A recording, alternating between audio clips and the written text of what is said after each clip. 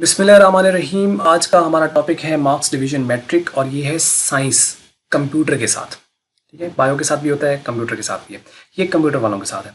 अब इसमें जैसे कि आपको पता है कि आर्ट्स वाले जो होते हैं उनके 550 नंबर 9th के होते हैं, 550 नंबर उनका 10th का होता है, तो कुल मिला के 1100 नंबर बनते हैं। लेकिन यहाँ ऐसा नहीं है। अब इधर यहाँ पे आप देखो कि जो सब्जेक्ट्स हैं इसमें फर्स्ट जो 9th है वो 495 मार्क्स की है और जो 10th है यानी 10वीं क्लास जो है वो 605 में से मार्क्स आ रहे हैं, जबकि 9th क्लास जो आर्ट्स वाली है वो 550 और 550 10th में होते हैं, तो 1100 टोटल तो 11 से ही होगा, लेकिन 9 10th में फ़र्क होता है प्रैक्टिकल्स की वजह से।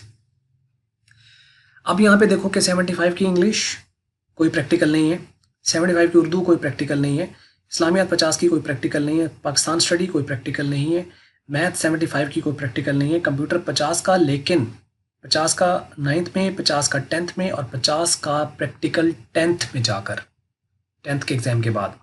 केमिस्ट्री 9th की 60 की, 10th की 60 की और ऊपर के जो 15-15 नंबर है 30 का प्रैक्टिकल होगा 10th में जाकर। फिज़िक्स जो है वो 60 की 9th में, 60 की 10th में और 30 नंबर का जो प्रैक्टिकल होगा, तो ये कुल मिला के 605 नंबर और ये 495 नंबर, तो ये टोटल जो है वो 1100 नंबर बन जाते हैं। ठीक है, तो यानी आप यूँ कह सकते हो कि जो साइंस वाले आर्ट्स ग्रुप है जो कि 9th-10th का, वो 550 में से मार्क्स होते हैं और जो साइंस वालों का होता है कंप्यूटर के साथ वो 495 में से नंबर होते हैं।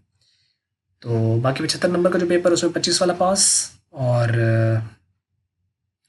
50 नंबर का जो पेपर उसमें 17 नंबर वाला पास और 60 वाला जो है उसमें 20 मार्क्स वाला पास होता है। ये थी आज की वीडियो। अगर आपको लगी अच्छी तो इसको आप कर सकते हैं लाइक, अच्छी नहीं लगी तो इसको कर सकते हैं डिसलाइक, और वीडियो देखने का आपका बहुत बहुत शुक्रिया।